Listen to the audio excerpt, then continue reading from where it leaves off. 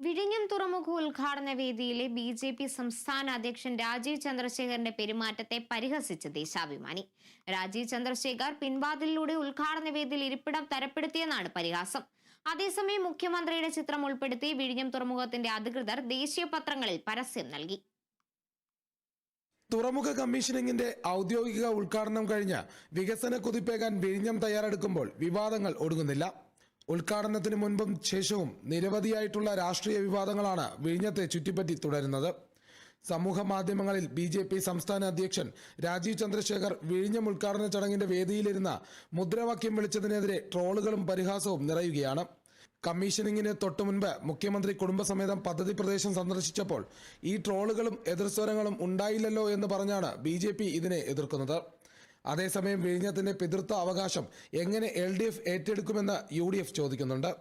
വിഴിഞ്ഞം കമ്മീഷനിങ്ങിൽ CPM മുഖപത്രത്തിൽ UDFനും BJPക്കും വിമർശനമുണ്ട്.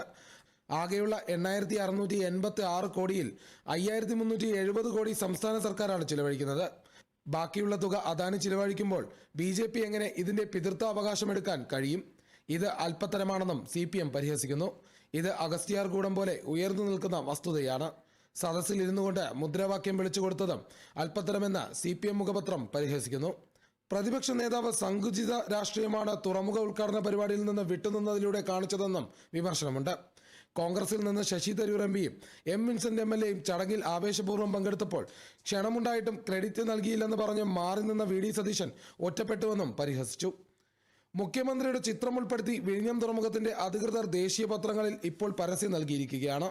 എന്നാൽ കമ്മീഷനിങ്ങിന് മുൻപ് നൽകിയ പരസ്യത്തിൽ മുഖ്യമന്ത്രി പിണറായി വിജയന്റെ പേര് പോലും ഉണ്ടായിരുന്നില്ല. Kerala vision news, Thiruvananthapuram.